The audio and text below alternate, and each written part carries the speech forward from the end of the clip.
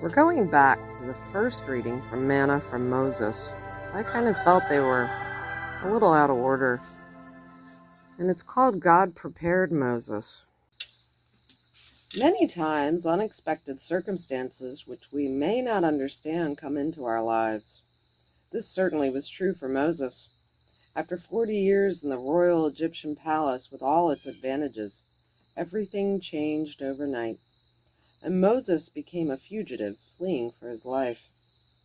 His refuge was the Sinai Peninsula and the land of Midian, a mostly inhospitable wilderness where he spent the next 40 years as a shepherd. Surely, in times of meditation and self-examination, he must have pondered the why of it all. Haven't we all? Then God called Moses, and he found himself already prepared for the two main parts of his responsibility: liberate Israel and lead them to the promised land. Moses was not intimidated by having to deal with a pharaoh on his own territory in the royal palace. Moses himself had grown up as royalty in the same palace. He was not made uncomfortable by the grandeur and splendor of the palace, nor was he awed by the importance and power of the government he challenged. As far as the journey to the Promised Land was concerned, Moses had already covered most of the territory before.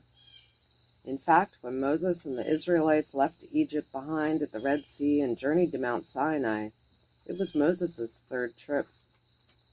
40 years before, he had traveled the same route, fleeing from Egypt to Midian. After God's call, Moses retraced his steps, leaving Midian and traveling back to Egypt. Now he was again returning to Midian. After living 40 years in the land of Midian and working as a shepherd, Moses certainly knew the hills and valleys well.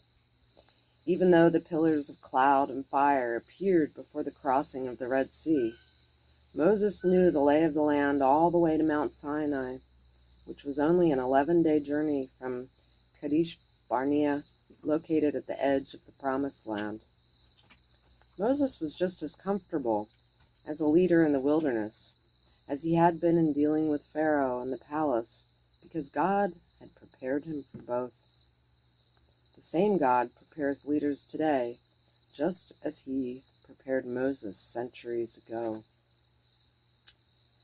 So, on this day, we ask ourselves, what has God already done in preparing you to be called to be a leader with faith? It's a great reading. It says to read from Exodus 2:10 to Exodus 3:1.